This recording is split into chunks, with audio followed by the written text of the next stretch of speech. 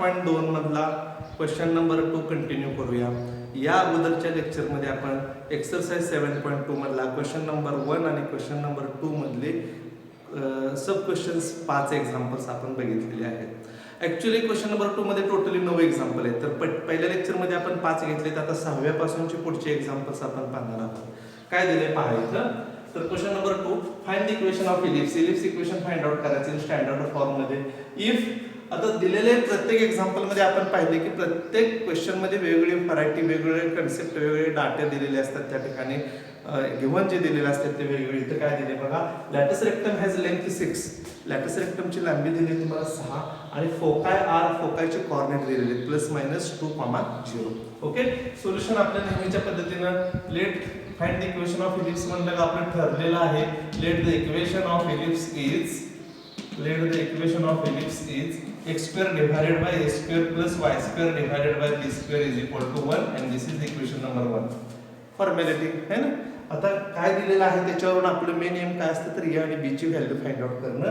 तर दिले काय पहा. Here we have given, yes we can write here again. Here we have given length of LR means lattice rectum. Length of LR is given 6. That is 2b² upon a is equal to length of lattice rectum चा formula माहिती आहे आपल्याला 2b² upon a which is given 6. Here give equation number 2. अजून काय दिले आपल्याला. फोकाय दिलेले आहे. and फोकायचे कोऑर्डिनेट्स काय असतात. a, 0 ची किंमत दिलेली आहे आपल्याला किती +-2,0. कंपेअर जर केलं तर a बरोबर काय ना 2. दिस इज इक्वेशन नंबर 3. आपलं मेन एम काय असतं की दिलेले जे दोन कन्सेप्ट आहेत त्याच्यानुसार आपण ए आणि बी ची किंमत काढायची आणि दोन्ही व्हॅल्यू एकदा मिळाल्या का लगेच त्या किमती इथं ठेवायच्या. ओके. मग आता हे एक इक्वेशन आणि हे दुसरं असे दोन तुम्हाला कन्सेप्ट दिलेत. म्हणजे लेंथ ऑफ लॅटिस रेक्टम दिले आणि फोकाय दिलेला आहे. मग आता काय केल्यानंतर आपल्याला ए किंवा बी ची किंमत मिळेल. पहा रिलेशनचा तर वापर आपल्याला करायचाच आहे. आपण अर्थ काय करू, रिलेशनचा वापर करूया. We know, write down here, we know b² is equal to a² in bracket 1 minus e². This is the relation between a, b and e. Okay. त्या चार्ट मध्ये आपण स्पेशली रिलेशनचा एक रोल लिहिलेला आहे. आपण हा b² बरोबर a² कंसात 1 minus e². आता यामध्ये काय करता येईल पहा. इथं b² इक्वेशन 2 मध्ये ती जी b² ची किंमत आहे ती इक्वेशन 2 मध्ये आपल्याला इथं ठेवली आपण. therefore इक्वेशन 2 becomes ही b² ची व्हॅल्यू a च्या स्वरूपामध्ये ठेवायच्या ट्वाइस अपॉन a पण मी इथे लिहितो फार्दर आणि a² इथे जी b² आहे ती b² ची किंमत हे ठेवतो a² into 1 minus e². Okay. Is equal to 6. कारण इक्वेशन आता फक्त a च्या स्वरूपामध्ये आले आणि इथं मल्टिप्लाय जर आपण केलं a² कंसात मल्टिप्लाय केलं a² गुणिले 1 a² वजा a² e² म्हणजेच a कंसाचा स्क्वेअर किंवा याला असं स्क्वेअर ब्रॅकेट टाका इज इक्वल टू 6. कारण e ची किंमत इसेंट्रिसिटी सेपरेट आपल्याला काढताच येत नाही कारण इथं अननोन आहे. त्यामुळे e सेपरेट डिफाइन करता येत नाही. डायरेक्ट e ची किंमत 2 ठेवायची. त्यासाठी मी काय केलं, रिलेशन मध्ये आतमध्ये गुणाकार केला. जरी तुम्ही इथं जरी मल्टिप्लाय केलं असतं तरी चाललं असतं. ओके. आपण त्या पद्धतीनेच करू. त्या अजून त्यापेक्षा थोडंसं आपल्याला सिंपल जाईल. इथं डायरेक्ट व्हॅल्यू पुट करून ठेवण्यापेक्षा काय करतो a² कंसात मल्टिप्लाय करतो आणि इथं डायरेक्ट लिहितो a चा वर्ग. a² गुणिले 1 a² वजा a² म्हणजेच a चा वर्ग आणि ही a ची किंमत 2 जी आहे ती जर मी इथं ठेवली तर a² वजा 2 चा वर्ग म्हणजेच काय a² वजा 4. म्हणजे ही b² ची किंमत आली a² वजा 4. ही किंमत मी डायरेक्ट इक्वेशन 2 मध्ये ठेवतो आणि therefore equation 2 becomes 2 divided by a. Okay. b² ची किंमत ठेवूया आपण a² minus 4 is equal to 6. a ने मल्टिप्लाय केला हा a त्या बाजूला जाईल 2 into a² minus 4 किंवा a² वजा 4 बरोबर 6 गुणिले a भागिले 2. 2 भागिले a मी त्या बाजूला नेतो उलटून गुणिले होईल म्हणजे a divided by 2 and therefore a² minus 4 is equal to 3a. That is a² minus 3a minus 4 is equal to 0. This is quadratic equation. Again simplify this. We can write here a² गुणाकार 4 आला पाहिजे आणि वजाबाकी म्हणजे -4 plus 3. A square minus 4a plus a minus 4 is equal to 0. A into bracket a minus 4 plus 1 into bracket a minus 4 is equal to 0. That is a minus 4, a plus 1 is equal to 0. Therefore a is equal to 4 and a is equal to minus 1. Quadratic equation मध्ये conversion झालं बघा. वरती 5ही example ह्या तशा type मध्ये एकही example नव्हतं, परत वेगळ्या टाइप मध्ये आलं. हे ए ची किंमत आपण डायरेक्ट ठेवली, बी वर्गाच्या ह्या रिलेशन मध्ये व्हॅल्यू ठेवली आणि क्वाड्रॅटिक ए च्या स्वरूपामध्ये मिळालं. वर्ग समीकरणाचे अवयव कसे पाडायचे वगैरे तुम्हाला माहिती आहे आणि त्या पद्धतीने मी फॅक्टर पाडले. ए च्या दोन किमती आल्या, बट ए हा रिअल नंबर पॉझिटिव्ह असतो आणि त्यामुळे a is equal to -1 is not possible, and therefore a is equal to 4. ही याची किंमत आपल्याला मिळाली की जी आपल्याला इथं ठेवायची. आपलं मेन उद्देशच ते आहे की ए आणि बी च्या व्हॅल्यू काही करून मेळ घालून 2 नंबर 3 नंबर इक्वेशन देऊन ह्याचं त्याचं ह्यात काहीतरी करून ठेवून ए आणि बी ची व्हॅल्यू फाइंड आउट करायची. आणि आता ए ची व्हॅल्यू मिळाली, ती जर व्हॅल्यू मी इथं ठेवली तर बी वर्ग मिळणार. and therefore equation 2 becomes again this value put in equation 2 we get here काय मिळेल पहा 2b² divided by 4 is equal to 6 and therefore काय येणार b वर्ग बरोबर इथं भाग घालवला तर b दुनी 4 2 त्या बाजूला गेलं 6 दुनी 12 डायरेक्ट आपण डिफाइन करू शकतो b वर्ग बरोबर 12 झाले. a ची किंमत मिळाली, b वर्ग ची किंमत मिळाली, दोन्ही इक्वेशन 1 मध्ये ठेवा and therefore equation 1 becomes putting this value in equation 1 we get x² divided by a वर्ग that is 16 plus y square divided by 12. b वर्ग ची किंमत आहे अशी ठेवा 12 is equal to 1 which is the required equation of ellipse. तर मस्त पैकी इंटरेस्टिंग एक्झाम्पल आहे, थोडंसं व्हरायटी आहे, वेगळ्या पद्धतीने आहे, तुम्हाला हे समजणार. ओके, राईट डाऊन दिस नाव. ओके, आता एक्झाम्पल नंबर 7 बघूया. क्वेश्चन नंबर 2 मध्ये find the equation of ellipse in standard form if that ellipse is passing through the points these 2 points. पहा, पासिंग थ्रू 2 पॉइंट्स दिलेले आहेत. मी तुम्हाला नेहमी सांगतो की तुम्हाला कमीत कमी ते 2 गोष्टी त्या ठिकाणी देत असतात. तसे इथं 2 गोष्टी दिलेत म्हणजे 2 पॉइंट दिलेत त्या इलिप्स वरती. तुमच्या लक्षात आलं असेल पासिंग थ्रू पॉइंट म्हणलं, पॉइंट दिलेला आहे त्या इलिप्स वरती, याचा अर्थ ते दोन्ही पॉइंट इलिप्स इक्वेशन सॅटिस्फाय करतात. अगदी सिंपल कन्सेप्ट आहे. आणि मग त्याच्यानुसार आपण सोल्युशन लिहायची पद्धत तर आपल्याला माहितीच आहे की सुरुवातीला find the equation of ellipse म्हटल्यावर ठरलेलंच आहे. Late the equation of ellipse is x² divided by a² plus y² divided by b² is equal to 1. Give equation number 1. Okay, आता हे कन्सिडर केले आपण स्टँडर्ड फॉर्म मध्ये इलिप्स इक्वेशन. ह्या ellipse वरती हे दोन्ही पॉइंट्स आहेत, याचा अर्थ दोन्ही पॉइंट इलिप्स इक्वेशन सॅटिस्फाय करतं. याचा अर्थ x च्या जागेला सुरुवातीला पहिल्या पॉइंट मधला -3 आणि y च्या जागी 1 ठेवायचं, एक इक्वेशन मिळेल. तसंच पुन्हा दुसऱ्या पॉइंट साठी x ची किंमत 2 आणि y ची किंमत -2 ठेवायची, पुढचे इक्वेशन मिळेल. आणि ती दोन इक्वेशन सॉल्व्ह केली का आपल्याला a आणि b ची किंमत मिळेल. एकदा का a आणि b ची किंमत मिळाली का आपल्याला ह्या इक्वेशन 1 मध्ये ठेवायचं. Okay, so we write here since the points -3 1 and 2 -2 passing through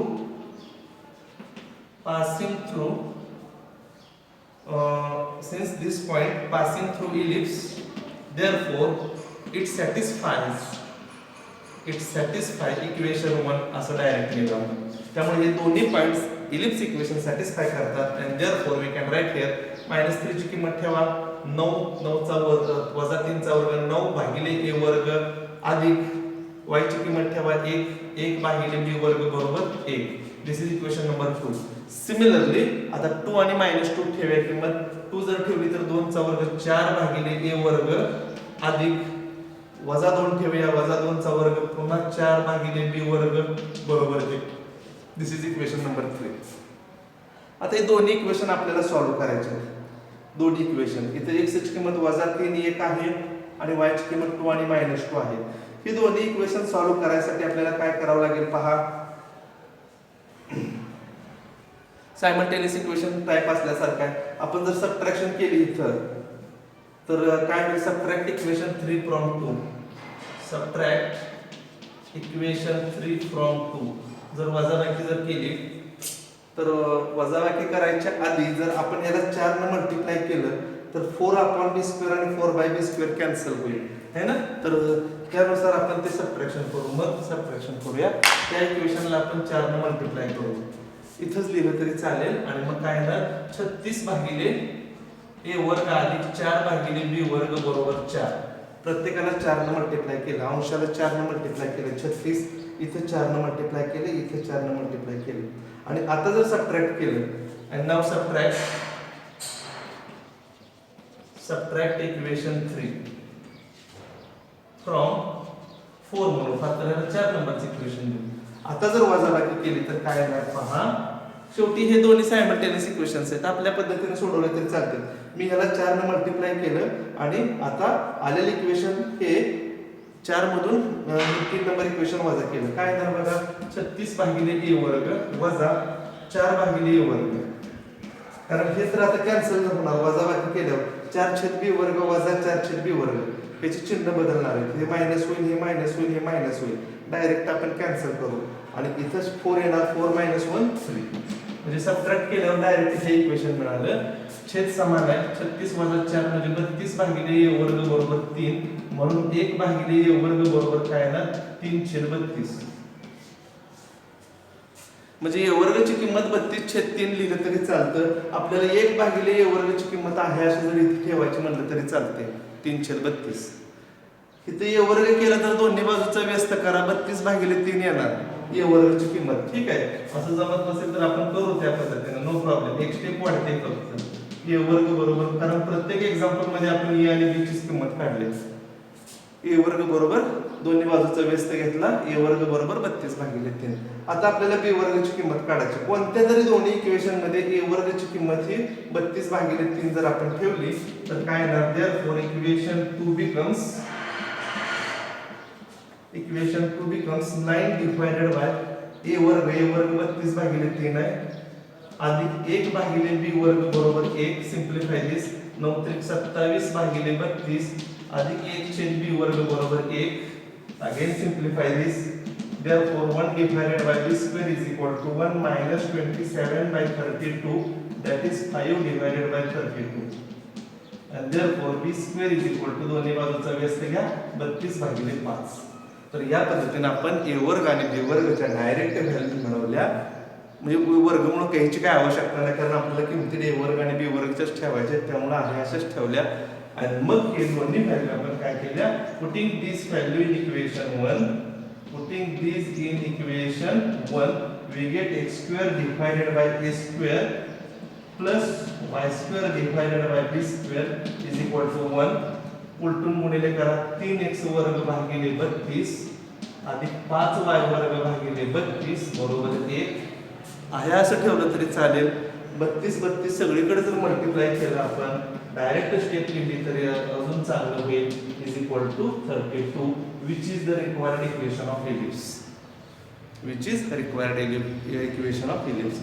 मस्तपैकी ह्या पद्धतीने सुद्धा आपल्याला एक्झाम्पल सॉल्व्ह करता येईल. समजलं? गुड. राईट डाऊन दिस नाव. स्टुडंट समजले पहिले दोन्ही एक्झाम्पल्स. ठीक आहे. आता 8 नंबरचं एक्झाम्पल बघा काय आहे. The distance between directrix is 10 and passes through √5 -√5, 2. कसं दिले बघा 9च्या 9 एक्झाम्पल मध्ये वेगवेगळ्या प्रकारचे 9 कन्सेप्ट दिलेत. Find the equation of ellipse common आहे पण जे दिलेलं आहे ते वेगवेगळे दिले प्रत्येक एक्झाम्पल मध्ये. इथं काय दिले डिस्टन्स बिटवीन डिरेक्ट्रिक्स म्हटलं का लगेच तुम्हाला माहिती आहे की 2a डिवायडेड बाय ची किंमत दिलेली 10 and passes through the point दिला. एक पॉईंट दिला याचा अर्थ तो पॉईंट दिलेली इक्वेशन इलिप्सचे इक्वेशन सॅटिस्फाय करतो. हा कन्सेप्ट माहिती आहे. त्याच्यावरून तुम्ही 2 नंबर 3 नंबर इक्वेशन मिळवायचे ह्या दोन्हीवरून आणि कसं मेळ घालून काय करता येईल कुठली अरिथमॅटिक प्रोसेस करून आपल्याला ए बी ची किंमत काढता येईल हे बघायचं. Okay no problem. चला त्या सोल्युशन मध्ये let the equation of ellipse is same formality. Let the equation of ellipse is x² divided by a² plus y² divided by b² is equal to 1. Equation number 1. Here we have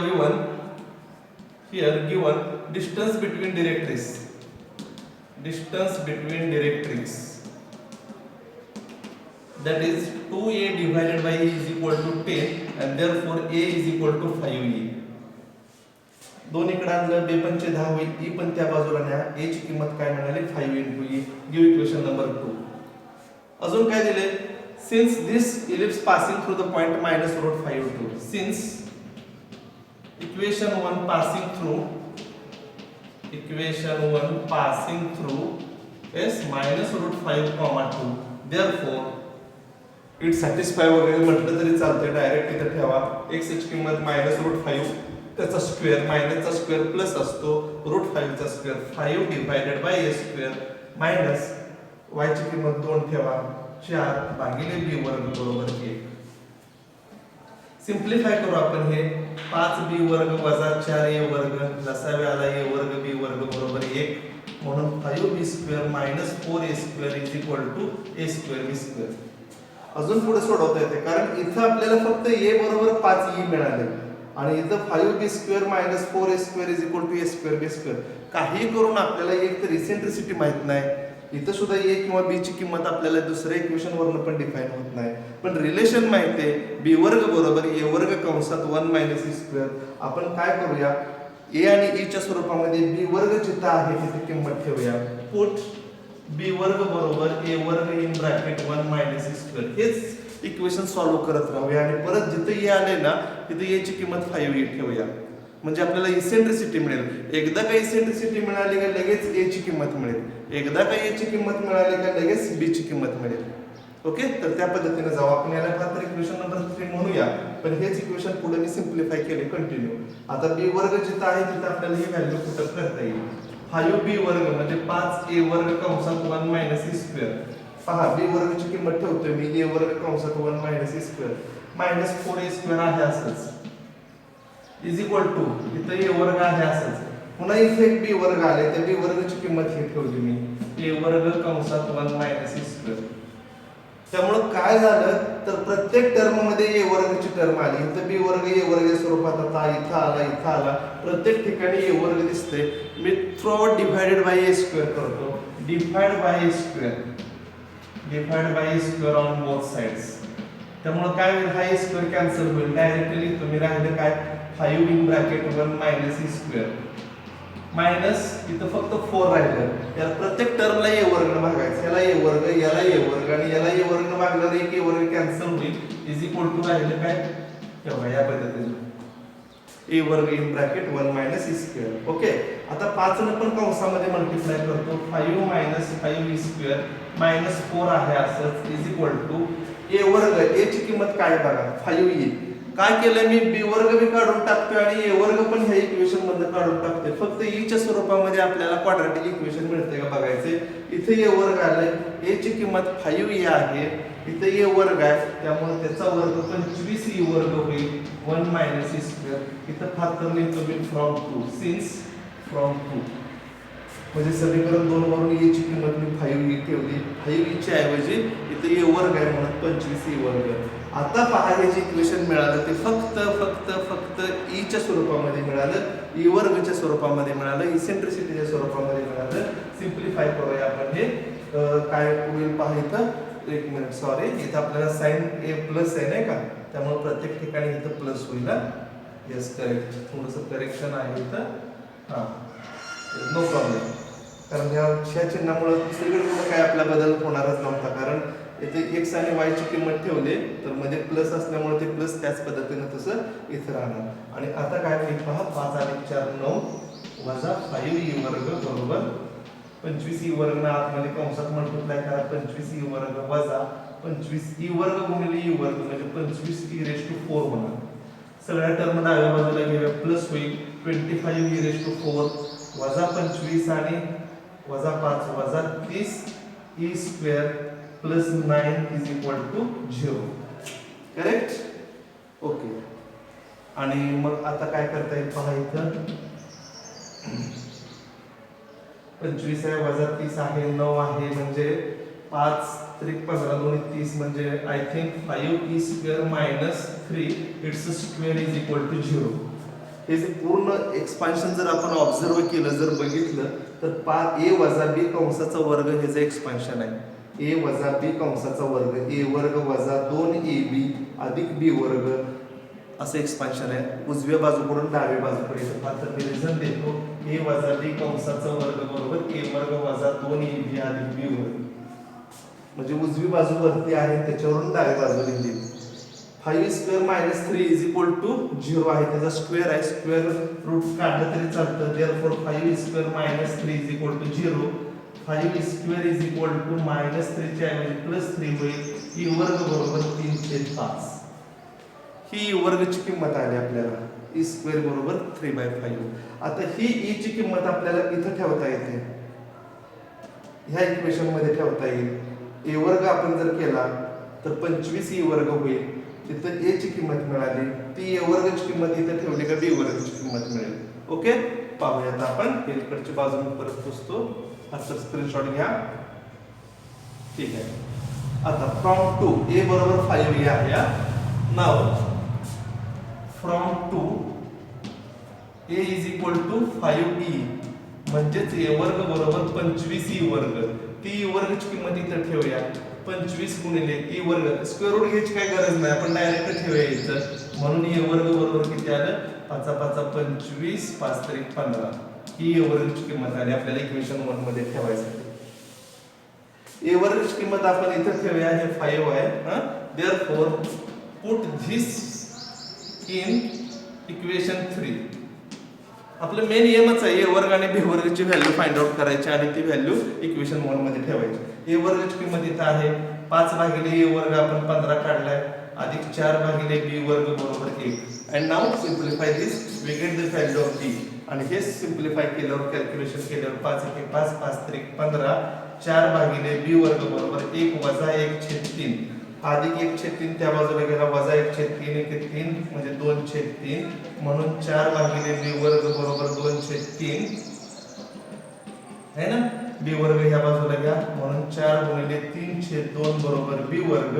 बे दुनी 4, 3 दुनी 6, म्हणून बी वर्ग बरोबर 6. ही बी वर्गची किंमत आहे. बरोबर आहे. एकदा ए वर्ग आणि बी वर्ग मिळाला का इक्वेशन 1 मध्ये व्हॅल्यू ठेवा. We get the required answer. Therefore equation 1 becomes x² divided by 15 plus y² divided by 6 is equal to 1, which is the required equation of ellipse. तर या पद्धतीने थोडं लेंदी 3 मार्क 4 मार्काला पण येऊ शकतं. कॅल्क्युलेशन पार्टचा आहे तो जरा जास्त आहे आणि आय थिंक तुम्हाला ते आता समजलं असेल. लिहून घ्या, ह्या पद्धतीनं प्रॅक्टिस करा. छान एक्झाम्पल आहे, इंटरेस्टिंग एक्झाम्पल आहे आणि तुम्हाला सोडवता येईल. Okay, write down now. Okay, now we take the last example of question number 2, that is example number 9. Find the equation of ellipse in standard form if eccentricity is 2/3 and passes through 2 minus 5/3. Passing through the point दिलाय पण इथे eccentricity direct दिले. पुन्हा वेगळे example, पुन्हा वेगळी variety आली. या ठिकाणी वेगळ्या टाईपचा कन्सेप्ट इथे दिलेला आहे.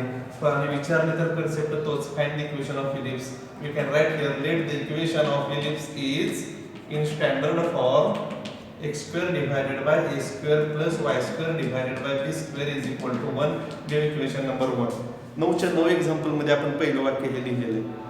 कारण आपली ए आणि बी ची किंमत काढायची नाही, तर ठेवलं का आपल्याला रिक्वायर्ड एलिप्स मिळतो. आणि मग डाटा काय दिले, गिव्हन काय दिले ते बघायचं. इसेंट्रिसिटी दिलेलं आहे here, E is equal to 2/3 is given.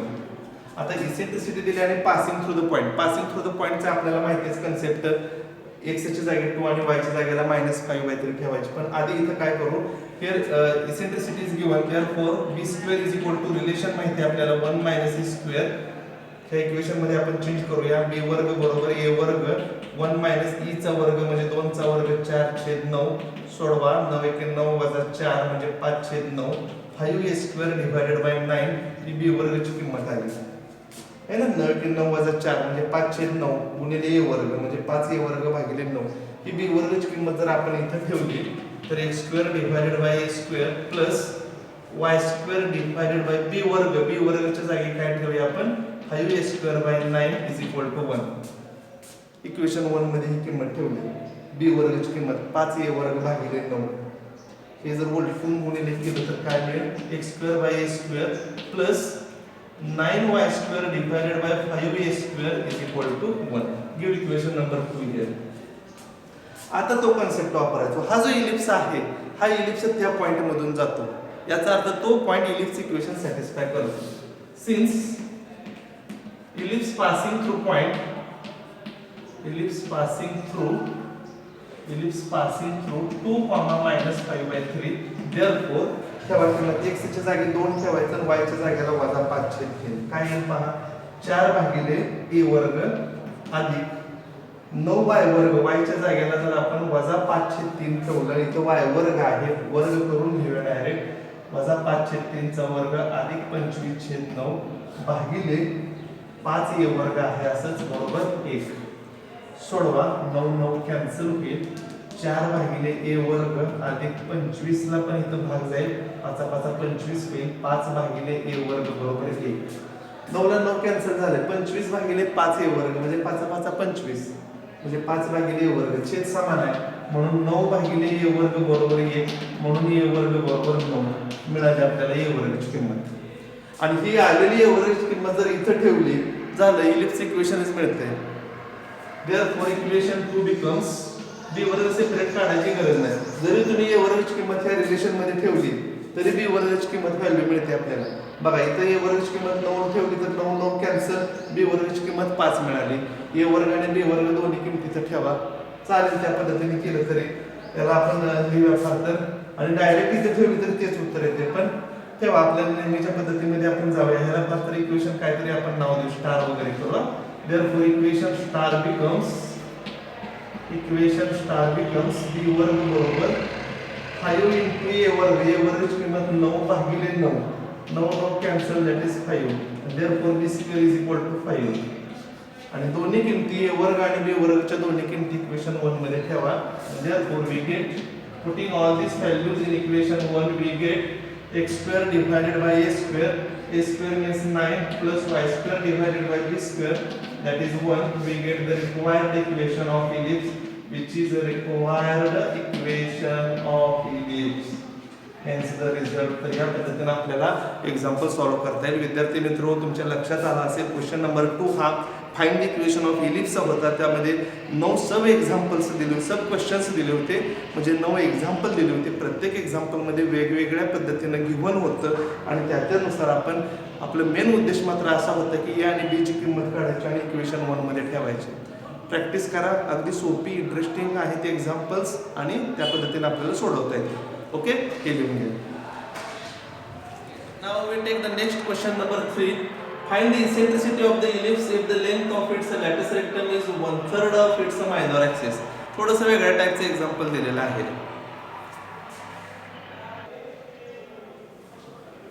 Okay, now we take next question, that is question number 3. Question number 2 मधली 9 एक्झाम्पल आपली झाली. आता तिसरा क्वेश्चन पहा. Find the eccentricity of the ellipse if the length of its lattice rectum is 1/3 of its minor axis. इथं काय दिले, फक्त रिलेशन दिले की लॅटिस रेक्टमची लेंथ ही मायनर ॲक्सिसच्या 1/3 आहे. तर आपल्याला इसेंट्रिसिटी विचारली. पहा सोल्युशन आपण इलिप्स इक्वेशन जर कन्सिडर केलं, consider the equation of ellipse, consider the equation of ellipse x square divided by a square plus y square divided by b square is equal to 1. Okay, आपल्याला याचा दिले काय याविषयी आपल्याला given length of lattice rectum की याला आपण याला म्हणतो की 1/3 ऑफ मायनर ॲक्सिस हे रिलेशन दिले आपल्याला. मग हा जर इलिप्स असेल स्टँडर्ड फॉर्म मधला तर लेंथ ऑफ लॅटिस रेक्टमचा फॉर्म्युला काय 2b² upon a is equal to 1/3 minor मायनर ॲक्सिस काय असतो तर ट्वाइस b असतो. दोन्हीचे फॉर्म्युले दिले, हे रिलेशन दिले आणि याच्यावरून आपल्याला इसेंट्रिसिटी फाइंड आउट करायचे. आपल्याला वाटतं एक्झाम्पल मध्ये एक सुद्धा अंक दिला नाही, आकडाच दिला नाही, फक्त 1/3 ऑफ मायनर ॲक्सिस दिले लेंथ ऑफ लॅटिस रेक्टम. पहा अगदी सिंपल आहे. 2 मार्कासाठी ॲटिस मध्ये हे सोल्युशन फाइंड आउट करता येईल. इकडचा 2b कॅन्सल होईल. पहा हा 3 ह्या बाजूला जर घेतला तर किंवा असं करू आपण 2b² divided by 2b is equal to into 3 पण करा ह्या बाजूला, हा a फक्त तिकडे घ्या. ओके, आता 2 ला 2 कॅन्सल, 1 b कॅन्सल होईल, 3b is equal to a. Relation मिळालं आपल्याला 3b is equal to a. Squaring जर केलं तर 9b वर्ग बरोबर a वर्ग अशी पण आपल्याला किंमत डिफाइन करता येईल. a वर्गच्या आज आपण 9b स्क्वेअर ठेवता येते. पण इथं रिलेशन माहिती आहे आपल्याला. रिलेशन म्हटलं का a b आणि e एवढं फक्त डोळ्यासमोर आलं पाहिजे. दॅट इज 9 into b वर्गचं रिलेशन काय आहे, a वर्ग in bracket 1 - a square is equal to a square. Relation है ना, a b आणि e, b वर्ग बरोबर फार तर आपण इथे रिलेशन देऊया बिकॉज b वर्ग बरोबर a वर्ग कंसात 1 - a स्क्वेअर. पहा हे जर आपण सोडवलं तर काय येईल, हा a वर्ग ह्या बाजूला घ्या, 9 into 1 minus e square is equal to a square divided by a square, that is 1. 9 वजा 9e वर्ग बरोबर 1 वजा 9e वर्ग बरोबर 1 वजा 9 वजा 9e वर्ग बरोबर वजा 8 वजा वजा अधिक 8 होईल, म्हणजे दोन्हीकडचं minus minus plus 9 square is equal to 8 किंवा e वर्ग बरोबर 8 डिवायडेड बाय 9. आपल्याला इसेंट्रिसिटी विचारले, दोन्ही बाजूचं वर्गमूळ घ्या, 9चं वर्गमूळ 3 आणि 8चं वर्गमूळ रूट मध्ये 8 ठेवा किंवा 2 4 4 8 2 रूट 2 असं जरी लिहिले तरी चालते. We get finally e is equal to 2 root divided by 3. तर या पद्धतीने आपल्याला फाइंड द इसेंट्रिसिटी म्हणलंय. बघा अगदी सिंपल आहे, फक्त जे रिलेशन दिलेलं आहे त्याच्यावरून तुम्ही त्या पद्धतीने डिफाइन केले आणि कॅल्क्युलेशन केलं. We get the required eccentricity. Okay, आता आपण एक शेवटचा चौथा क्वेश्चन घेऊ आजच्या लेक्चरमध्ये, म्हणजे या ठिकाणी आपण थांबू. नेक्स्ट लेक्चरला पुढील एक्झाम्पल्स पाहूया. ठीक आहे, लिहून घ्या. Now we take the last question of today's lecture, that is question number 4. Find the eccentricity of an ellipse if the distance between directrix is 3 times the distance between foci. Same आता सारखा question number 3 सारखा example आहे. अगदीच तुम्हाला त्या ठिकाणी eccentricity विचारले. Equation of ellipse जर आपल्याला कन्सिडर केलं तर त्याची इसेंट्रिसिटी, त्याचं डिरेक्ट्रिक्सचं डिस्टन्स बिटवीन डिरेक्ट्रिक्सचा फॉर्म्युला असेल किंवा डिस्टन्स बिटवीन फोकायचा फॉर्म्युला असेल, आपल्याला माहिती आहे. Consider the equation of ellipse. Same question आहे, सेम आन्सर लिहायचं. x square divided by a square plus y square divided by b square is equal to 1. Equation number द्यायची वगैरे गरज नाही, कारण आपल्याला इलिप्स इक्वेशन फाइंड आउट करायला विचारलंच नाहीत मुळात. मात्र यामध्ये तुम्हाला distance between directrix and distance between foci हे दिलेलं आहे. याच्यामध्ये relation here given distance between directrix is 3 times distance between foci. Distance between foci हे दिलेलं आहे. याचा अर्थ 2a divided by e is equal to 3 into distance between फोकायचा फॉर्म्युला काय आहे 2a. आणि याच्यावरून आपल्याला e ची व्हॅल्यू फाइंड आउट करायची आहे. अगदी सिंपल आहे. 2a ला 2a कॅन्सल होईल. इथंच पहा, हा e इकडे येईल. 1 upon e square is equal to 3 and therefore e square is equal to 1 by 3. दोन्ही बाजूचा व्यस्त घेतला and therefore e is equal to 1 divided by 1. पहा किती सिंपल एक्झाम्पल आहे. 2 मार्क्ससाठी अशा पद्धतीने आपल्याला ते सॉल्व्ह करता येईल. समजलं? डायरेक्ट कॅन्सल केले तुम्ही, हे इकडे पूर्ण घ्या, 2a कॅन्सल करा, e वर्ग त्या बाजूला घ्या, इकडे 1/3 घ्या. कॅल्क्युलेशनचा पार्ट आहे शेवटी हा, आणि तो तुम्हाला सॉल्व्ह करता येईल. We get the required eccentricity. तर विद्यार्थी मित्रो, अशा पद्धतीने आपण इलिप्सची जवळजवळ पहिल्या ह्याच्यामध्ये एक 6वा 7वा 8वा 9वा ते 4 एक्झाम्पल आणि हे 2 क्वेश्चन्स असे आजच्या लेक्चरमध्ये आपण 5-6 एक्झाम्पल्स कव्हर केलेले आहेत. व्यवस्थितपणे समजून घ्या. पुन्हा पुन्हा बघा. जर समजलं नसली तर विचारा. लेक्चर आवडलं असेल तर नक्कीच तुम्ही लाईक करा. काहीतरी कमेंट्स लिहा, त्यामध्ये तुमच्या कमेंट्स मोटिवेट करून अजून आपल्याला लेक्चर्स घ्यायला पुन्हा प्रवृत्त करतात किंवा त्यामध्ये आपल्याला अजून इंटरेस्ट येईल. आणि काही प्रॉब्लेम असेल तरी सुद्धा विचारलं तरी चालेल. ओके, भेटू आपण नेक्स्ट लेक्चरला. थँक्यू.